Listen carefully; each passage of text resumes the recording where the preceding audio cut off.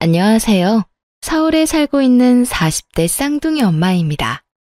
평소에 사연 열차를 들으며 육아 스트레스를 날려버리곤 하는데요. 사연을 들을 때마다 매번 떠오르는 사람이 있어 감정이입이 되더라고요.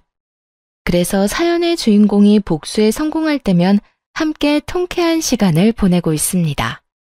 이렇듯 여러모로 좋은 시간을 만들어주던 사연 열차에 제 사연이 소개된다고 생각하니 정말이지 가슴이 설레우는군요. 고민 끝에 보내신 사연인 만큼 최선을 다해 이야기를 풀어볼 테니 끝까지 함께 해주세요. 그러면 시작해 보겠습니다. 저와 남편은 결혼한 지 5년이 된 부부였어요. 연애까지 치면 10년 가까이 된 저희 부부는 가벼운 의견 대립을 제외하곤 제대로 된 부부싸움도 해본 적이 없는 화목한 사이였죠.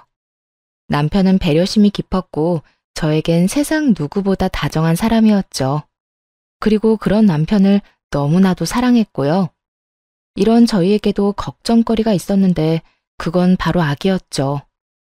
처음 2년은 신혼생활을 즐기기 위해 미뤘지만 그 후 3년 동안은 열심히 노력했는데도 임신이 잘 되지 않더라고요.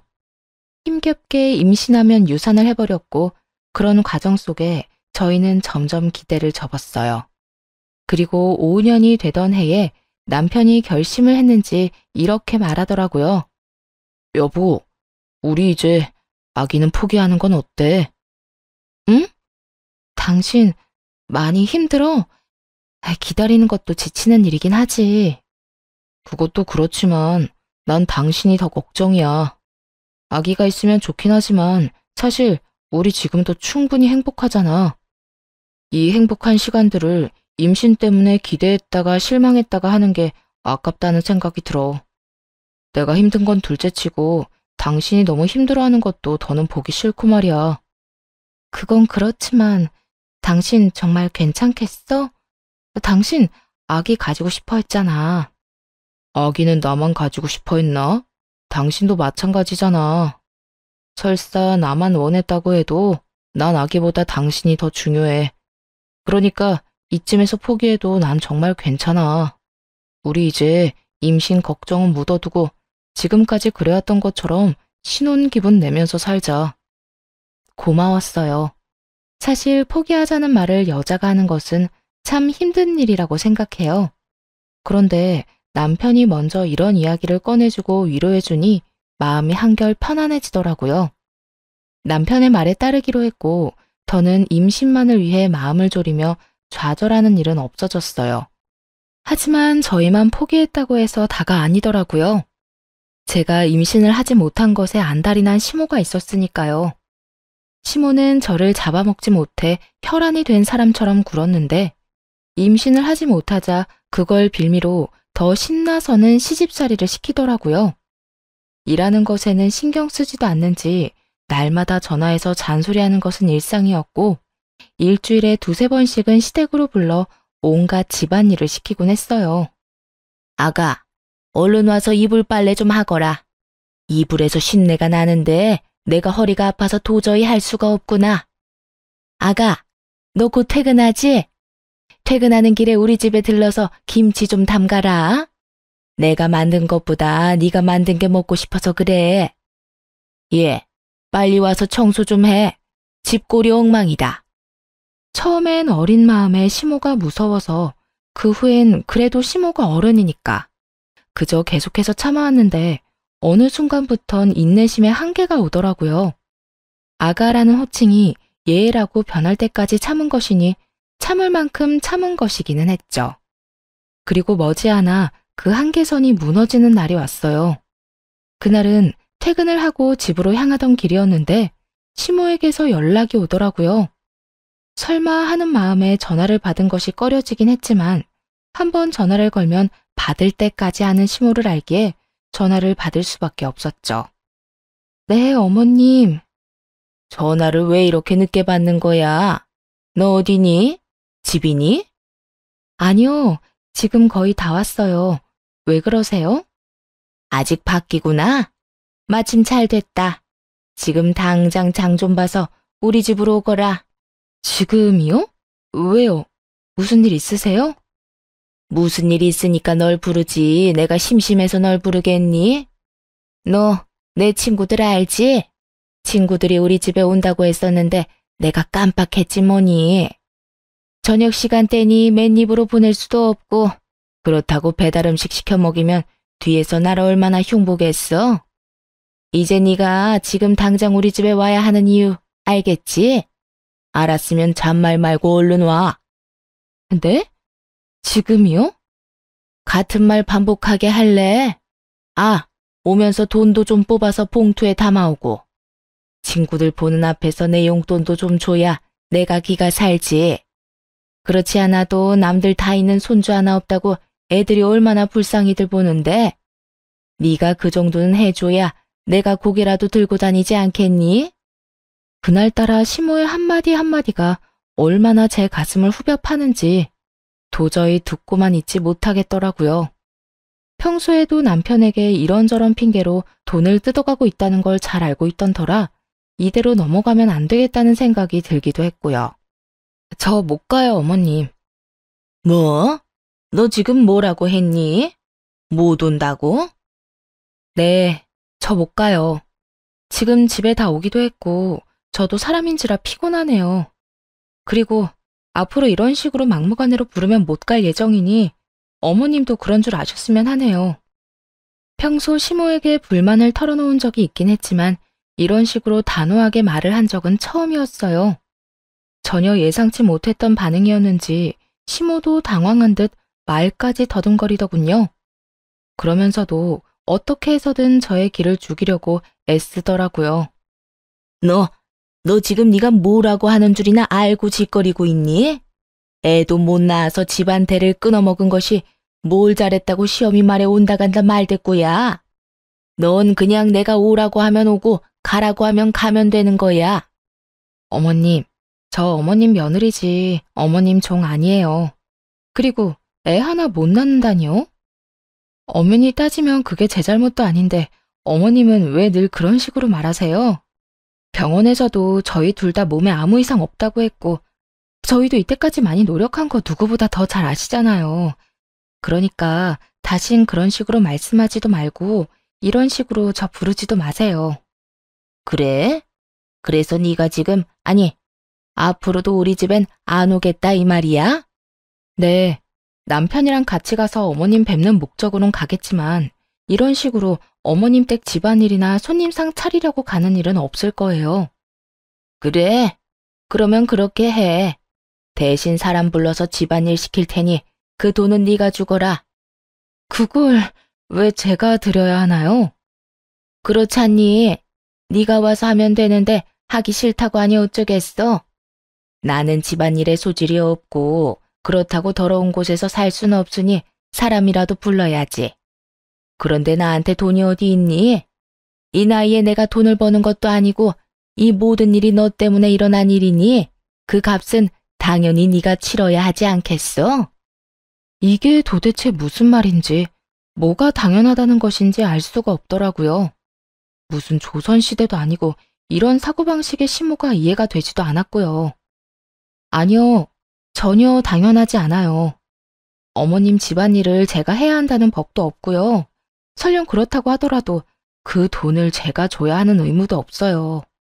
전 그렇게 직접 못하시겠으면 어머님 돈으로 하세요. 어머님 매달 아버님한테 꼬박꼬박 돈 받으시잖아요. 용돈 제외하고도 여러 명목으로 받고 있는 거 다 알고 있거든요.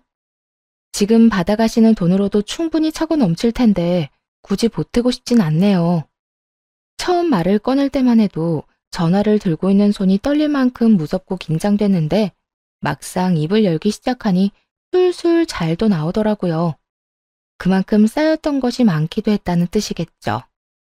이런 저와는 달리 시모는 자신의 뜻대로 되지 않자 화가 났는지 슬슬 언성을 높이며 막말을 하기 시작하더라고요. 그렇지 않아도 막말을 잘하는 시모인데 화가 나니 욕까지 해대며 고함을 지르더군요. 야, 너 진짜 그딴 식으로 나올 거야? 내가 너 가만둘 줄 알아? 내가 지금 당장 가서 네 머리채라도 잡고 끌고 와야 정신을 차릴래? 좋은 말로 할 때 얼른 와서 네 할 일 해. 마음대로 하세요. 어머님이 뭐라고 하든 그 일은 제 일이 아니니 절대로 못 가요. 야, 야, 야! 시모는 고함을 질러댔지만 그러거나 말거나 할 말을 마쳤으니 전화를 끊어버렸어요. 그 뒤로도 휴대전화가 뜨거워질 정도로 시모에게서 전화가 왔지만 받지 않았고 결국 배터리가 다 되어 꺼지자 이번에는 남편에게로 전화가 오더라고요. 넌 도대체 뭐 하길래 네 마누라가 나한테 그딴 식으로 구는 게야? 무슨 일이길래 다짜고짜 화를 내? 우리 집사람이 왜 싸웠어? 싸워? 싸우기는 무슨 일방적으로 네 엄마가 당했어. 아니 글쎄 오늘 우리 집에 좀 오라고 했더니 네 마누라가 뭐라고 했는지 아니? 자기는 며느리지 종이 아니라고 하더라. 며느리면 며느리답게 시어미가 부르면 제깍제깍 와서 일도 하는 거지. 그거 보고 종이니 나발이니 말대꾸나 해대고 말이야. 오늘도 그래. 내 친구들 오니 집에 와서 손님상 좀 차리라는 게 그렇게 힘든 부탁이니? 막말로 애를 못 낳으면 다른 거라도 잘해야 하는 게 맞잖아. 남편의 성격을 알기에 굳이 알리지 않았던 것인데 시모 스스로 자신의 무덤을 참 정성스럽게 파고 있더라고요. 남편의 표정은 점점 더 굳어져 갔고 애 이야기에서 더는 참을 수 없는지 화를 내기 시작하더군요. 엄마, 요즘도 집사람한테 그런 말로 구박하고 있었던 거야? 내가 한 번만 더 그런 걸로 집사람 못 살게 굴면 가만 안 있는다고 했지. 그리고 엄마 집 일은 엄마가 좀 해. 그렇지 않아도 회사 일로 힘든 사람을 엄마가 무슨 권리로 오라가라 하면서 부려먹어. 다신 이 사람한테 그런 걸로 연락하지 마. 또 그러잖아. 용돈 끊는 건 물론이고 엄마랑 연도 끊을 테니 그런 줄 알아. 온전히 제 편인 남편의 입에선 결국 용돈 이야기까지 나와버렸고 시모도 더 이야기해봤자 손해뿐이라는 걸 깨달았는지 그제야 꼬리를 내리고 전화를 끊더라고요. 그 후 시모에게서 오는 연락은 뜸해졌고 이제 좀 마음 편히 살겠구나 하는 생각을 하던 어느 날이었어요. 퇴근하기가 무섭게 집으로 돌아오던 남편은 어느 순간부터 귀가가 늦어지기 시작하더니 날마다 새벽녘에나 집으로 돌아오더라고요. 이유는 회사에 일이 많다는 것이었는데 아무리 일이 많다고는 해도 새벽까지 일을 한다는 것이 의심스러웠죠. 그렇게 제 입장에선 당연하다고 생각되는 의심과 불안이 계속되던 차였는데 시모에게서 늦은 밤 연락이 왔어요. 아들과 연락이 안 된다면서요. 우리 아들 자니? 안 자고 있으면 전화 좀 바꿔다오. 아범 지금 집에 없어요. 요즘 회사 일 바쁘다고 새벽이나 집에 와요. 그래? 요새 계속 늦는다 이 말이지? 왜인지 시모의 목소리는 급격하게 밝아졌고 그 이유는 뒤이어 나온 시모의 말에서 알 수 있었어요. 남자들이 회사 일 핑계대고 하루가 멀다고 늦으면 100이면 100 여자 있는 거 너 모르는 건 아니지? 우리 아들 애도 못 낳는 마누라밖에 모르는 바보인 줄 알았더니 그건 아닌 것 같아서 다행이구나. 여자라니. 어머님, 지금 말 다 하셨어요? 그렇잖아. 너희 결혼한 지 5년이나 됐는데 신혼 때처럼 얼굴만 보고 있어도 마냥 좋은 시절도 아니고. 이럴 때라도 있으면 애 보는 맛에라도 집에 들어올 텐데 애도 없으니 바람이 나는 것도 어찌 보면 당연한 거 아니니? 밖에서 낳은 애를 데리고 왔어도 몇은 데리고 왔을 세월이지. 이참에 우리 아들이 밖에서 똑두꺼비 같은 아들이나 하나 나왔으면 좋겠다 나는. 너도 얼마나 좋니? 임신 때문에 스트레스 받을 일 없이 키우기만 하면 되니 말이다. 지 아들이 불륜을 저지르고 있을지도 모른다는 상상에 목소리가 한껏 들떠 있는데 화가 나는 건 물론이고 어이가 없더라고요. 어머님, 그걸 지금 말이라고 하세요? 아무리 제가 싫다고 해도 그런 말은 하는 게 아니죠. 어떻게 시어머니가 며느리한테 그런 말을 해요? 그리고 제 남편이자 어머님 아들 그런 짓거리 하고 돌아다닐 사람 아니란 거 모르세요? 다신 그런 말 하지도 마세요. 아범 오면 나중에 연락하라고 할 테니 저한테 전화도 하지 마시고요. 시모와의 전화를 끊어버리고도 도저히 집에 있을 수가 없더라고요. 시모의 말처럼 남편이 외도를 하고 있다고 생각하는 것은 아니었지만 정말 일을 하는 건 맞는지 제 두 눈으로 확인해야만 할 것 같았어요. 그래서 남편의 회사로 향했고 문이 잠긴 회사 앞에서 희망은 무너졌습니다. 남편은 거짓말을 하고 있었고 집으로 돌아와 여러 가지 생각에 눈물이 나더라고요. 그럴 리가 없다고 남편을 믿으면서도 시모의 말이 귓가에 맴돌았고 굳건히 잠긴 회사 문이 떠올라 복잡한 마음이었어요. 그렇게 울고 있는데 남편이 잔뜩 지친 모습으로 들어오더라고요. 아직 안 잤어? 먼저 자고 뭐야? 당신 울어? 왜 울어? 무슨 일 있어? 무슨 일은 당신이 있겠지? 당신 도대체 요즘 뭐 하고 다니는 거야? 어? 나 일이 바쁘다고 그랬잖아. 일? 아까 당신 회사 다녀왔거든? 불도 다 꺼지고 문도 다 잠겨 있던데 일은 무슨 일이야? 나한테 왜 거짓말하는 건데? 당신 진짜 어머님 말대로 다른 여자라도 생긴 거야? 뭐? 여자? 그래, 여자. 어머님이 그러더라. 내가 애 하나 못 낳아서 당신이 밖으로 눈 돌리는 거라고. 정말 당신 다른 여자라도 생긴 거야? 그런 거야? 쉼없이 몰아세우자 남편은 깊은 한숨을 내쉬더라고요. 그 상황이 너무나도 곤란하다는 듯 말이에요. 그런 남편의 반응에 마음의 준비를 하며 대답을 기다렸고 한참을 고민하던 남편의 입에서 나온 말은 전혀 예상치도 못한 내용이었어요. 그게 일은 한 게 맞는데 회사 일이 아니라 술집 아르바이트를 하고 있었어. 아르바이트? 당신이 왜 아르바이트를 해? 혹시 회사 잘렸어? 아니, 나 사실은 요즘 투잡하고 있어. 그게 당신 출퇴근할 때마다 버스 지하철 갈아타느라 많이 힘들어하잖아. 그래서 차 사주려고 돈 모으고 있었는데 하루라도 더 빨리 사주고 싶어서 퇴근하고 할 수 있는 아르바이트를 하고 있었어. 당신한테 사실대로 말하면 반대할 게 뻔해서 거짓말했던 거야. 미안해, 당신 속여서. 남편은 평소 버스와 지하철을 환승하며 힘들게 출퇴근을 하는 저를 위해 차를 사주고 싶다며 회사 일을 마치고 술집 아르바이트를 하고 있었다고 하더군요. 남편의 말을 듣고 나서야 눈에 보였어요. 충혈된 눈과 상의에 튄 국물 자국들, 그리고 피곤함에 찌든 얼굴이 말이에요. 끝까지 믿어주지 못했다는 미안함과 이토록 나를 사랑해주는 사람이 있다는 것에 대한 고마움, 여러 가지 감정이 복받쳐 계속 눈물이 나더라고요. 그런 저를 안고 남편은 어쩔 줄 몰라 하며 미안하다는 말만 반복했고요. 여보, 의심해서 미안해. 당신이 그럴 리가 없다고 생각하면서도 상황이 그러니까 당신이 바람 피우고 있을지도 모른다고 생각했어. 정말 미안해. 아니야.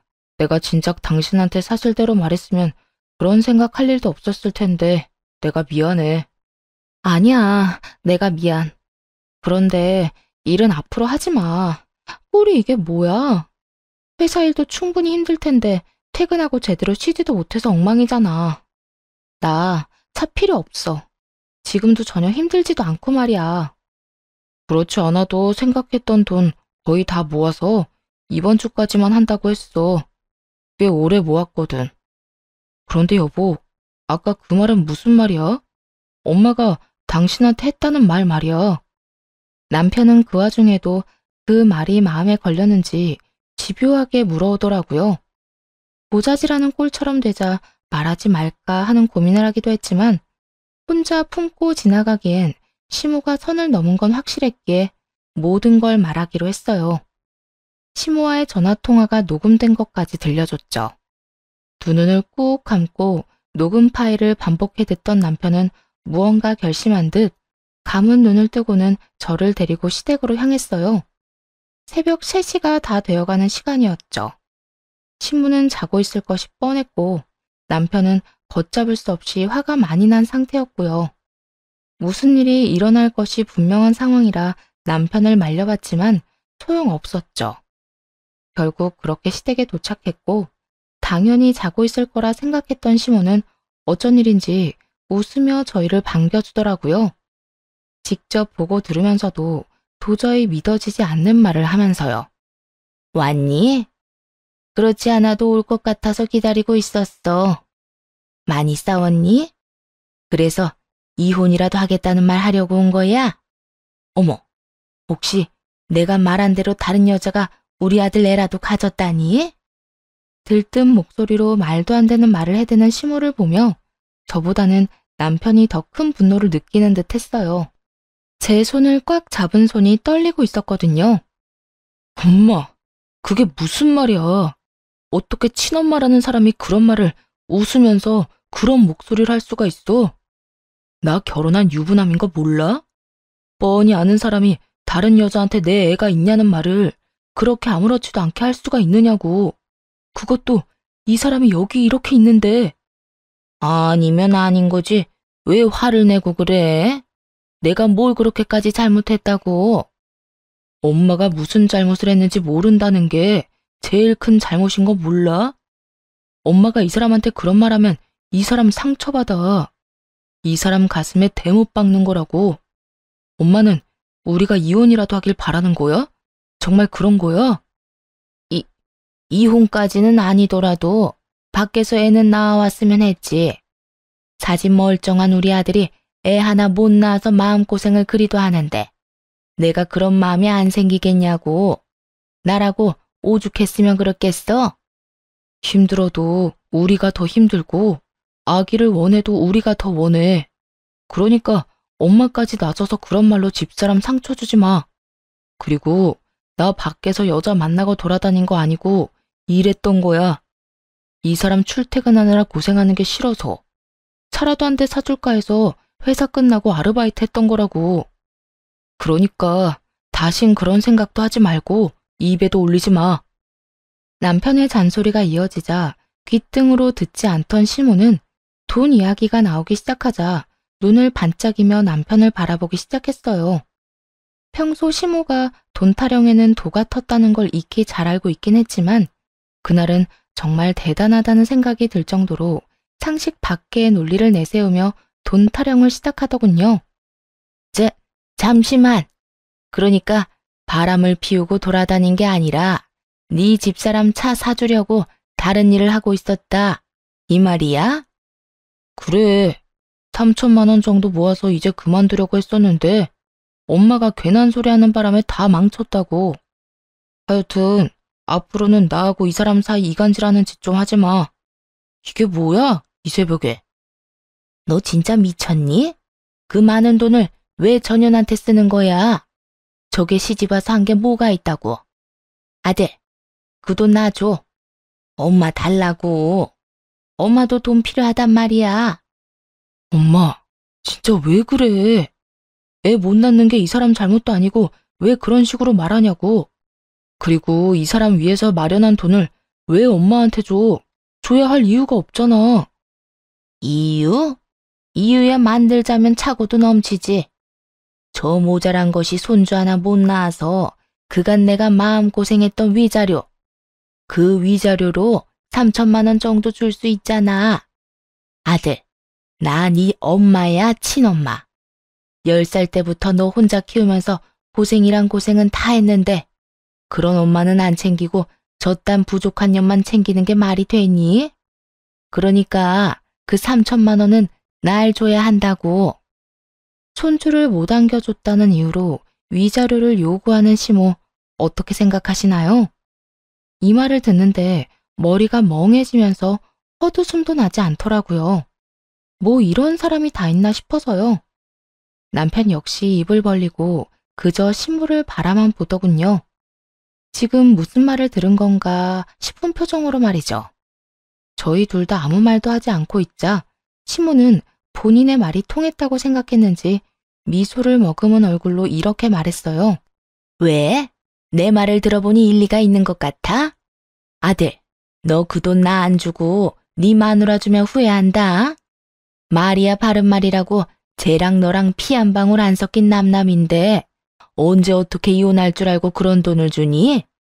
너희 사이에 애라도 있으면 몰라. 애도 없는데. 제가 네 돈만 받아먹고 홀라당 도망가면 어쩌려고. 돈 3천만 원이 뭐라고. 시모는 저를 돈 몇 푼 때문에 가족을 버리고 도망이나 치는 사람으로 만들어버리더군요. 그게 무슨 헛소리냐고 당장이라도 따져 묻고 싶었지만 그러기도 전이었어요. 남편이 앞서서 더 큰 화를 내며 시모를 몰아붙이기 시작했죠. 엄마, 제발 그만 좀 해. 내가 여기 오면서도 엄마 얼굴 보면서도 계속 고민했는데 방금 엄마 말 들으니까 결심이 섰어. 우리 이제 보지 말고 살자. 영 끊고 살자고. 무슨 사단이 나도 크게 나겠다 싶긴 했지만 연을 끊자는 말까지 나올 거라곤 생각지도 못했어요. 부모와 자식 간은 천륜이라는데 그 천륜을 끊는다는 것이 말처럼 쉬운 일은 아니니까요. 하지만 남편의 뜻은 완고해 보였고 시모 역시 그 완고함을 눈치챈 듯 급하게 남편을 달래보려 애쓰더군요. 아들, 갑자기 그게 무슨 말이야? 연을 끊자니. 이 세상에 가족이라고 너하고 나뿐인데 그런 너랑 내가 어떻게 연을 끊고 살아? 이 엄마는 너 없이는 못 살아. 내가 없으면 못 사는 게 아니라 내 돈이 없으면 못 사는 거겠지. 엄마 우리한테 안부차 연락한 적이 있긴 해? 이 사람한테는 집안일 시키려고 연락하고 나한테는 돈 내놓으라고 연락하고 다른 일로 연락한 적 단 한 번도 없잖아. 너는 무슨 말을 그렇게 하니? 내가 언제 그랬다고? 생각 좀 해봐. 내 말이 틀렸어? 그런 사람이 이제 와서 뭐? 나 없이는 못 살아? 거짓말 좀 하지 마. 그리고 나 이제 엄마 말고도 가족 있어. 그러니까 엄마도 이제 나 말고 엄마 가족 만들어서 잘 살아. 난 나하고 내 가족한테 상처만 주는 엄마, 없는 사람이라고 생각하고 살 테니까. 그래? 그러면 알겠어. 그까지 다들 없다고 생각하고 살면 그만이야. 이거 왜 이래? 그런데 영 끊을 때 끊더라도 그 3천만 원은 주고 끊어. 내가 너 혼자 키우느라 고생한 게 얼만데 그 정도는 100번, 1000번은 더 줘야 한다 너. 헉소리가 다 날 정도로 황당하더군요. 그렇게 하나뿐인 핏줄이라고 강조할 때는 언제고 연을 끊자는 상황에서도 아들을 다시 못 보는 것보다 3천만 원을 잃을까 더 노심초사하는 모습이라니. 남편은 깊은 배신감을 느끼는 듯했고 높아질 대로 높아진 언성에서 느껴졌죠. 3천만 원? 내가 왜? 길거리에 버리는 한이 있어도 엄마한테는 안 줘. 키워준 값은 20살 이후부터 번 돈으로 다 갚았고 우리 사이에 돈이 오가야 한다면 엄마가 집사람 불러다가 부려먹은 값이랑 집사람 가슴에 못 박은 위자료를 줘야 할 건데 그렇게까지 한번 해볼까? 야, 너 진짜 엄마한테 이렇게까지 할 거야? 어쩜 이렇게 냉정하게 구니? 엄마야말로 우리가 어떻게 이렇게까지 하는데? 나한테 돈 맡겨놨어? 이 사람한테 받지 못한 빚이라도 있어? 그렇지 않고서야 아들이 인연을 끊자는데 어떻게 끝까지 돈 타령만 할 수가 있어. 진짜 엄마라는 사람 질린다 질려. 다신 보고 싶지도 않아. 앞으로 다신 연락하지 마. 아니, 마세요. 찾아오지도 마시고요. 그러면 사시는 동안 평안하세요. 시모는 집을 나서는 남편과 저를 붙잡으며 돈 타령을 해댔지만 그런 시모를 냉정하게 뿌리치고 집으로 돌아왔습니다. 그 후 남편은 번호를 바꿔버리고 곧 저희는 다른 곳으로 이사했네요. 마침 전셋집 계약도 만료되던 터라 차를 대신 회사와 가까운 곳으로 이사를 하기로 한 거죠. 그렇게 새로운 곳에서 새 출발을 하게 되자 시모의 존재를 잊고 살 수 있었어요. 처음엔 온갖 방법을 써서 연락을 취해오던 시모도 점차 연락을 하지 않게 되었고 이렇게까지 하는 게 정말 맞는 것인가 하는 생각도 점차 흐려지며 그렇게 2년이란 시간이 지난 어느 날이었어요. 어느 날 모르는 번호로 연락이 오더라고요. 다름 아닌 시모였습니다. 병원에 입원했다고 하대요. 그렇게 술을 끼고 살더니 결국 간암 말기 판정을 받았다고 하더군요. 다 죽어가는 목소리로 그간의 이야기를 풀어놓던 시모는 이내 본격적으로 전화건 목적에 대해 말하기 시작했죠. 그래서 말이다, 아가. 네가 네 남편 좀 잘 설득해주면 안 되겠니? 무슨 설득이요? 내가 이때까지 말했잖아. 내가 간암 말기라고. 의사 말로는 이식도 힘들 거라고 하긴 하는데 사람 일이란 게 또 모르는 일이고 이식을 해서 하루라도 더 살 수 있으면 그건 하는 게 맞는 거 아니겠니? 그러니까 내 아들한테 네가 설득 좀 해주려무나. 내 아들이지만 내 말보단 네 말을 더 잘 듣잖니. 들어보니 이식을 해도 가망이 없다고 하는데 시모는 이식만 한다면 영생을 누릴 것이라고 확신이라도 하듯 남편의 간을 탐내고 있더라고요. 간 이식만 하면 다 해결된다고 하더라도 이식을 권해볼까 말까 하는 마당에 가망도 없는 일에 그리고 이렇게 된 사이에서 그딴 요구를 하다니 그 뻔뻔함에 기가 막히기도 하고 온몸에 소름이 닿기치더라고요. 어머님, 말이 되는 소리를 좀 하세요. 이식해서 완치된다고 해도 고민 정도는 해볼까 말까인데 의사도 힘들다고 한 마당에 제 남편이 왜 간을 이식해드려야 해요? 네가 뭔데 된다 안 된다를 판단해. 넌 그냥 내 아들한테 내 상태가 어떤지 전하기만 하면 된다. 내 아들은 내 사정 들으면 분명 발벗고 나서줄 테니까. 지독한 년, 네 심보가 이따위니까 애도 없는 거야. 변한 것이 하나 없는 시모는 또 그런 식으로 상처만 주더니 전화를 끊어버렸고 고민에 빠졌죠. 이 상황을 남편에게 알려야 하나 말아야 하냐는 고민이요. 깊게 고민해본 결과 이건 제가 결정 내리고 말고 할 문제가 아니란 생각이 들더라고요. 가망 없는 일이라고는 하더라도 남편이 이식을 시도하고 싶다면 제가 말릴 일은 아니란 생각이 들었으니까요. 그래서 퇴근을 하고 돌아온 남편에게 시모의 이야기를 전했고 남편은 제 휴대전화에 기록이 남아있던 번호로 시모에게 전화를 걸었죠.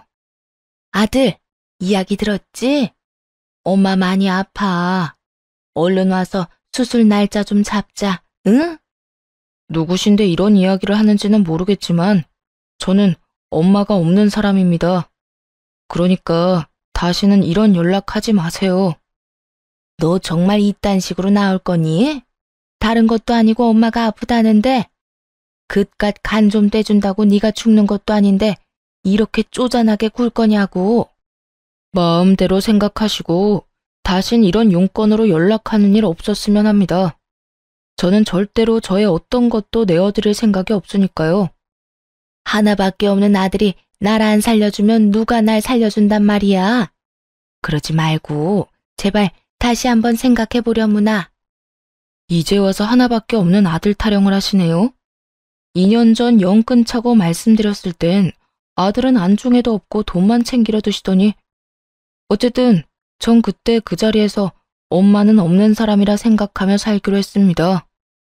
남편은 전화를 끊어버렸고 시모는 작전을 바꾸어 저를 설득하기 시작했어요.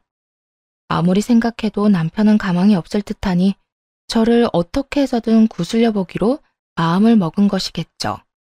아가, 나 정말 이러다 죽을 수도 있어. 그러니까 우리 아들 말고 너라도 이식 좀 해주면 안 되겠니? 지난 일은 다 흘려보내고 우린 현재를 살아야 하잖니. 그러니 너도 마음 한번 넓게 써보거라. 응? 시모는 저를 설득하려는 그 순간에도 미안했다는 말 한마디 없더라고요. 그저 어떻게 해서든 동정심을 자극해서 목적을 이루고자 하는 욕망만 드러낼 뿐이었죠. 어떻게 해서든 이식이라도 받고 싶은 심정은 잘 알겠는데요. 그렇게 간절하면 적어도 저희한테 사과 한마디라도 해야 하는 거 아니에요? 사과? 내가 뭘 그렇게 잘못했다고? 너나 네 남편이나 이렇게까지 구는지 도무지 난 이해가 되지 않는구나.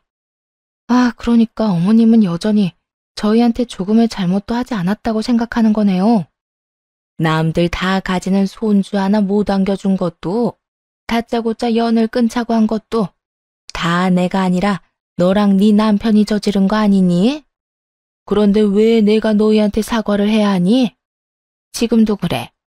부모가 아프면 자식이 되어서 뭐든 해줘야 하는 게 마땅한 거 아니니? 그러니까 더 큰 죄 짓고 후회하지 말고 당장 와서 이식 날짜나 잡아. 이런 생각이 들더라고요.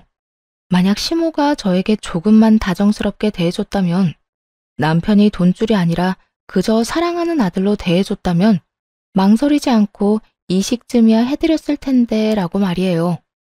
아니, 이식해달라고 억지를 부리기에 저는 진심인 척이라도 해서 용서를 구하는 연기라도 했더라면 남편과 저는 이식을 권해드려야 하나 심각하게 고민했을 텐데 하는 생각 말이에요.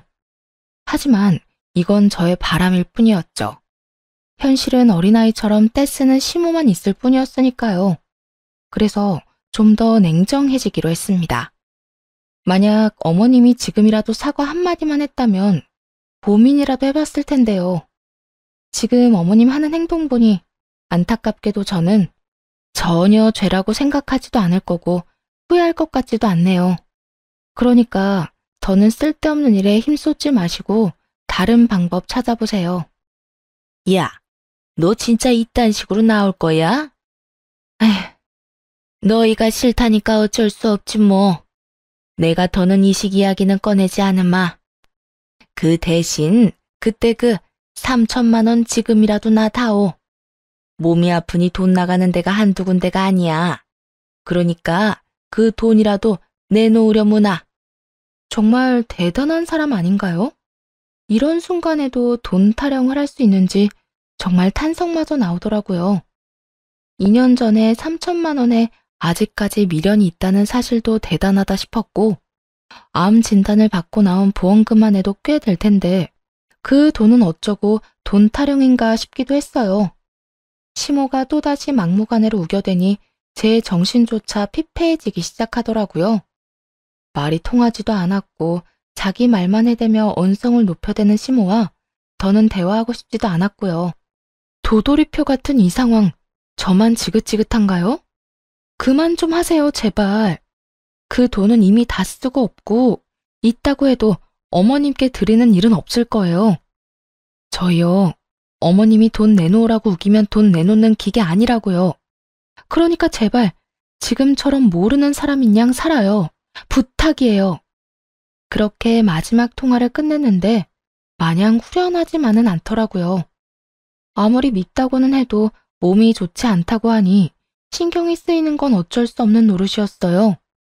남편 역시 마음이 편치만은 않아 보이더라고요. 늦은 밤 남편은 홀로 거실에 나가 한숨을 쉬기도 했고 어느 날은 술에 취해 들어와 속내를 내비치기도 했어요. 사실은 나 너무 속상하기도 하고 슬프기도 하다.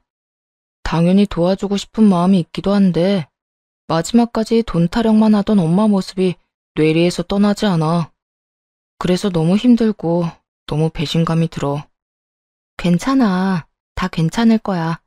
그러니까 너무 죄책감 가지지 마. 너무 힘들어하지도 말고. 난 당신 이해해. 나 역시 당신 입장이었다면 그랬을 거야. 정말? 그래. 난 당신만 나 이해해주면 괜찮아.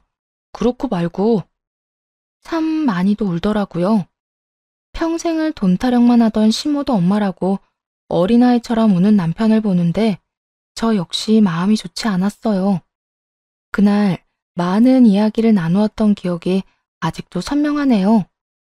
긴 시간 이야기를 나눈 끝에 내린 결론은 저희의 결정대로 하자였어요. 이식한다고 한들 가망이 없는 상태였고 강경화 때도 술을 끊지 못해 이 지경까지 온 시모가 이식이 성공해서 몇 달의 시간이라도 번다고 한들 또 술을 먹을 것이 분명했기 때문이었어요. 그렇게 저흰 다시 한번 마음을 다잡았고 일상으로 돌아와 잘 살아보려 애쓰고 있었죠. 그러던 어느 날 시부라는 사람이 찾아왔어요. 모든 걸 포기한 시모가 헤어진 지 오래인 시부에게 자신의 처지를 알리며 도움을 청한 듯 했죠. 잘 지냈니? 네, 잘 지내셨어요? 난 뭐 그런 대로 지냈다. 참 이상하더군요. 아무리 오래전에 헤어져 어색하다고 한들 저렇게 서로의 눈치를 살필 필요가 있나 하는 생각에서요. 거기에다 닮은 구석이 하나 없다는 점도 이상했어요. 그저 그렇게 이상하다고 생각할 뿐 다른 사연이 있을 거라 상상치도 못했는데 두 사람은 제가 전혀 생각지도 못했던 이야기를 꺼내기 시작했어요. 너 그렇게 사라지고 내가 얼마나 섭섭했는 줄 모른다. 그러셨어요? 저는 속 시원하다고 생각하실 줄 알았어요. 제가 친자식이 아니란 걸 다 아셨잖아요. 그래, 알았지. 그래도 내가 널 친자식으로 알고 내 품에서 키운 게 10년이야, 이 녀석아. 그런 내 아들이 하루아침에 사라졌는데 걱정하지 않았겠어? 낳은 정보다 키운 정이라고. 그 여자 생각을 하면 이가 갈리는데 네 생각만 하면 그립고 섭섭하고 그랬어. 저도 사실은 아버지 생각 많이 났었어요. 그립기도 했고요. 들어보니 시모는 시부에게 남편이 시부의 자식이라 속이곤 결혼을 했었다고 하더군요. 그렇게 남편과 시부를 속이고 10년을 지내다 우연찮게 그 사실을 들키게 되었고 시모는 남편을 데리고 야반 도주를 해버렸던 것이었죠. 시부는 현재 재혼을 해 다른 분과 살고는 있지만 슬아의 자식은 없었으며 여전히 남편을 그리워하고 있다며 눈물을 훔치셨어요. 남편 또한 그런 시부의 사랑에 눈물을 흘렸고요. 이야기 들어보니 네 엄마 많이 아프다고 하던데 넌 괜찮니? 날 찾자마자 네 엄마가 다짜고짜 너랑 네 집사람 욕을 얼마나 하는지 네 걱정이 돼서 널 찾지 않을 수가 없었다.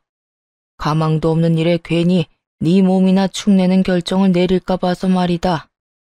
어떻게 된 사람이 세월이 그렇게나 흘렀는데도 욕심이 그렇게도 흘러넘치는지. 정말 그때 네가 아니었다면 진작 이혼했었을 게야. 그러셨어요? 그렇지 않아도 엄마 때문에 정신없긴 했었어요. 이식 때문에 고민도 많이 하긴 했는데 하지 않기로 했고 그렇게 말도 전했고요. 그래, 잘했다 잘했어. 내가 병원에 알아봤는데 병원에서는 안 된다고 했는데도 네 엄마 욕심에 너를 그렇게 못살게 굴었다고 하더구나. 병원 가보니 몰래 술까지 사다 먹었는지 술 냄새가 얼마나 나는지. 하여튼 너만 건강하고 너만 괜찮다면 됐어. 시부는 혹시라도 남편이 이식을 해주는 멍청한 결정을 내렸을까 싶어 단숨에 남편을 찾아왔다고 하시더라고요. 남편의 말을 들은 시부는 안도의 한숨을 내쉬며 다시금 남편의 손을 꽉 잡아주셨어요. 그간 고생했다고 하는 마음이 저에게도 전해질 만큼 따뜻하게 말이에요. 그렇게 한바탕 눈물의 재회가 끝나고 시부는 조심스럽게 말을 건넸어요. 아들아, 아까 말했다시피 집사람 자궁에 문제가 있어서 여생을 집사람과 나 이렇게 둘만 살았단다. 그래서 우린 지금이라도 멋진 아들이 필요한데 너만 괜찮다면 다시 내 아들로 살아주지 않겠니? 아버지, 네, 그렇게 할게요. 감사해요. 이 녀석, 어릴 때도 눈물이 많더니 지금도 눈물이 많구나. 남편은 시부의 품에 안겨 펑펑 울기 시작했고 그런 남편을 시부는 꼭 안아주었어요. 평생 부모 사랑을 제대로 받지 못하고 자란 남편이 드디어 제대로 된 부모의 사랑을 받게 될 순간이었죠. 새롭게 만나게 된 시모는 참 따뜻하고 인성이 착한 사람이었어요. 생판남인 남편과 저를 오래전부터 자식으로 품은 사람처럼 따뜻하게 맞아주시더라고요. 그 덕에 남편과 저는 지난 세월을 위로받는 시간을 보내기도 했답니다. 그 후 얼마 지나지 않아 전 시부가 하늘나라로 떠났다는 말을 들었어요. 시부가 예정을 생각해서 병원비도 결제해주고 다른 금전적인 부분도 도와줬지만 2달 만에 급성 폐혈증으로 돌아가시게 된 거죠. 사망보험금이 있었는데 그건 남편에게 상속되었어요. 그 돈으로 좋은 묘자리도 마련하고 가시는 길 섭섭하지 않게 잘 보내드렸네요. 그렇게 죽은 시모가 기억 속에서 잊혀질 때쯤 시부가 큰 돈을 주시더라고요. 아버님, 이게 무슨 돈이에요? 갑자기 돈을 왜 주세요? 그게 너희 지금이라도 임신 다시 시도해보는 건 어떨까 해서 말이야. 시험관 하는데 돈이 많이 든다고들 해서 미리 이렇게 준비해봤다. 시험관이요? 그래. 너희 아직 나이도 젊은데 이렇게 포기하는 거 너무 아깝지 않니? 애를 싫어하는 애들도 아니고 계속 시도하다가 포기한 거라며. 그땐 여러모로 마음이 편한 상황이 아니었으니 힘들었겠지만 지금은 마음도 편하고 스트레스 받는 일도 없으니 다시 시도해보는 것도 괜찮을 것 같은데 어떠니? 시부의 말을 듣고 보니 일리가 있다 싶더라고요. 임신을 열심히 도전하던 그땐 전 시모의 시집살이 때문에 스트레스가 이만저만이 아니었거든요. 하지만 이 당시에는 이렇게 마음 편히 지냈던 적이 있었나 하는 생각이 들 정도로 몸도 마음도 건강한 상태였으니까요. 시부의 말대로 다시 시험관을 도전했고 바로 쌍둥이를 임신하게 되었어요. 기적처럼 임신에 성공을 하고 난 후에도 걱정은 많았어요. 또 유산의 아픔을 겪을까 봐요. 하지만 그렇게 기쁨과 걱정의 9달이 지나고 지금은 출산을 앞두고 있네요. 노산에다가 쌍둥이라 이것저것 검사할 것도 많고 몸이 무거워 힘든 점도 많았지만 곧 태어날 아가들을 생각하면 입가에 미소가 절로 피어나네요. 저뿐만 아니라 남편과 시부모님들도 늘 웃음꽃이 피어 있고요. 사실 전 시모와 연을 끊을 때까지만 해도 이런 가정을 꾸리고 살게 될 거란 생각도 하지 못했었어요. 남편과 둘만 사는 생활에 불만이 있었던 건 아니었지만 부모님을 모시고 다니는 가족들을 보면 부러운 마음이 생기기도 했거든요. 그랬는데 새로운 시부모님이 나타났고 그런 시부모님의 권유로 저희에게 곧 있으면 쌍둥이까지 생긴다니.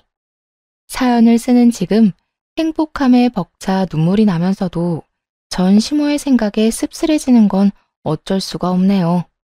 어느 날은 남편과 전 시모 이야기를 나눈 적이 있어요. 아무리 연을 끊어버렸다고 한들 생각이 나서요. 여보, 어머님 보고 싶진 않아? 엄마? 살아계셨다면 아직까지 원망했을 것 같은데 그렇게 가시고 나니까 보고 싶을 때도 있긴 하네. 사실 나도 그렇게나 미웠는데 참 이상해. 그런데 여보, 나 그런 생각 가끔 한다.